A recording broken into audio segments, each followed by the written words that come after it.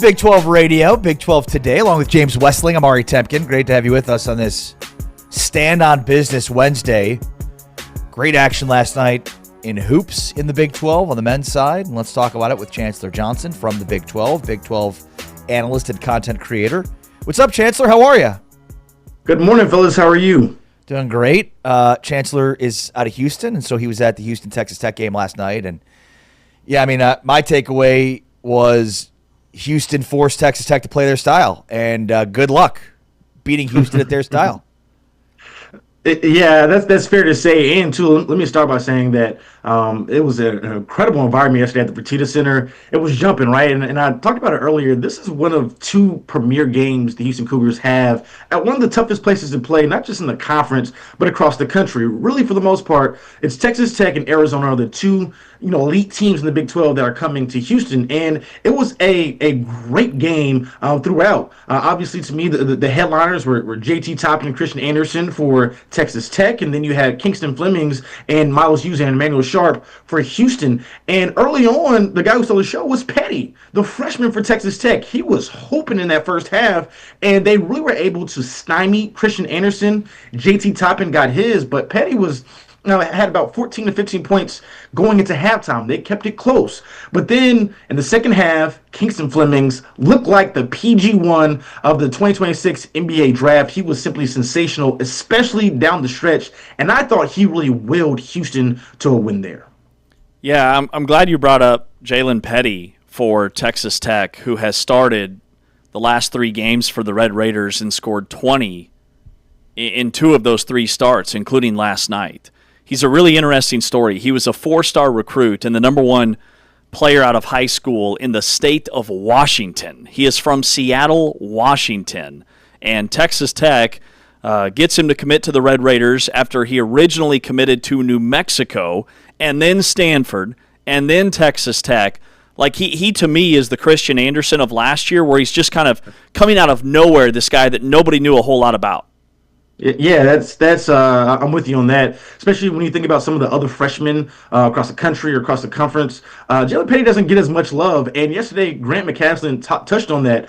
But, the one thing that I thought was interesting as well was he said down the stretch he didn't think his Red Raiders players were battle-tested in an environment like that. He said a couple years ago, or even last year, they walked into the Fertitta Center where they were able to beat Houston, which, as I mentioned, is a really hard thing to do. But he thought this year some of the guys didn't really show up in the moments that mattered the most. One guy he wasn't talking about was Jalen Petty. He was super impressed by his freshman. And think about on a night where Christian Anderson didn't really have it going. He had 7 points, finished 3 from 11 from the field, and it just so happened he had a buzzer beater as the clock expired for the game when the game was over. But for the most part, for the game, he had 4 points. And so you had Jalen Petty, who really matched a guy like Kingston Flemings in production throughout the night. One of the moments that stood out to me was late in the second half, he got a rebound. Offensive rebound, pulled it back out, and he had Chris Cignac Jr. guarding him. And Chris Cignac is 6'10", long arms, and once again, freshman on the road, critical conference game. Start sizing him up, going between the legs like it's 2K, did a step-back jumper, and over a 6'10" guy hit nothing but net. And that just shows you the type of confidence that he's having. And I don't expect a guy like Christian Anderson to shoot as poorly as he did. J.T. Toppin had another double-double, but he still could have played better. So if we were always, when we talk about Texas Tech, it's always about, man, where's the depth on this team? Who else can step up with arguably the best duo in the country? If it can be the freshman Jalen Petty, Texas Tech can do some special things this season. The Kansas-TCU game last night, the headline that I saw on social media following the game was Darren Peterson scored 32, including 3 free throws that sent the game to overtime, but it was a bizarre game for him where he sat for the final 2 minutes and overtime with cramps despite the 5 seconds he went in there to shoot the 3 free throws. Just give us your thoughts on the Kansas-TCU game. It was absolutely wild last night. Man, what a finish last night. And I want to start, we'll talk about Kansas, but I will start with what a missed opportunity it is for TCU. You start our conference play 1-0, good win there over Baylor. And then you have Kansas on the ropes at another tough place to play in Allen Fieldhouse. You're up 13 with 4 minutes left, and you can't get it done. And that's going to sting for you, for Jamie Dixon and his Horned Frogs. And you had another opportunity to send Kansas to 0-2 for conference play. And after the game, Bill Self said he doesn't really know what flipped, but as he said, his Jayhawks caught lightning in a bottle. And we've seen some crazy finishes at Allen Fieldhouse before. Last year, the Jayhawks were on the wrong side of it. If you remember that Houston game, how they were able to come back in that one force overtime and ultimately win that game. But a great win for the Jayhawks. And one thing I can say is, when you're in an environment like that and you're the TCU Horned Frogs, you start to feel it when those guys start hitting big shots late in that ball game. They start keeping up on you, and you look at the score, and you're looking at the time. You're like, I don't know. And sure enough, the Jayhawks were able to pull it out in overtime, and as they got the momentum and finished that game. But a great game, a great Tuesday night for college basketball, especially in the Big 12. And all 4 home teams end up winning last night and protect their home floor. Oklahoma State also beat UCF 87-76. West Virginia got a 2-point win over Cincinnati, 62-60. Did either of those surprise you, and what stood out there?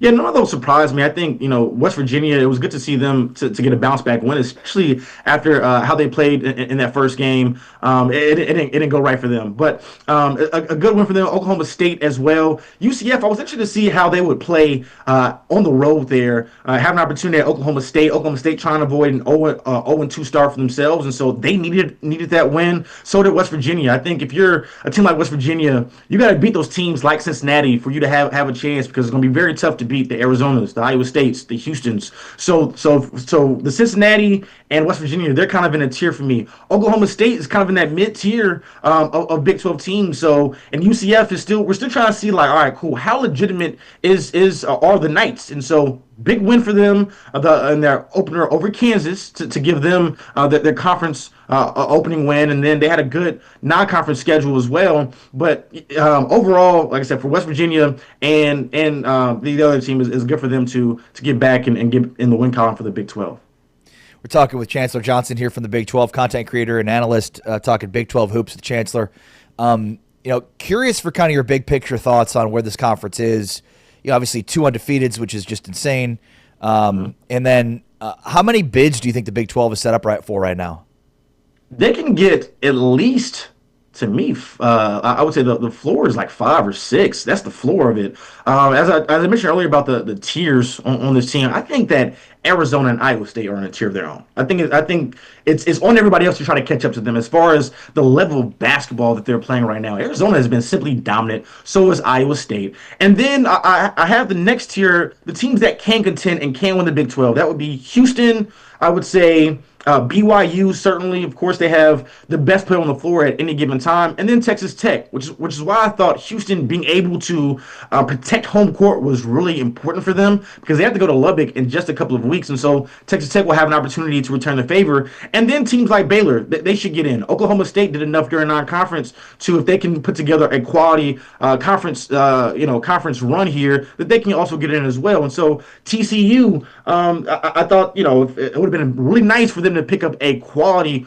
quad 1 road victory over Kansas. That was a missed opportunity. Yeah. UCF as well. So there's certainly a number of teams that can get there. And my thing is, man, if you can survive the Big 12, look, you might not win it, but you have an opportunity because you're battle tested when you go against teams like Arizona, who are, such an elite team, and then you're going to be hounded by Houston defensively. You have to go and play elite other players like a BYU and AJ DeBonsa or Darren Peterson against Kansas. So you're going to see a lot of stuff and a lot of different styles in the Big 12. So whenever you get to March and you get to the NCAA tournament, you can pretty much you feel good knowing you've experienced it all, and it's just a matter of going out and playing your best basketball for 40 minutes.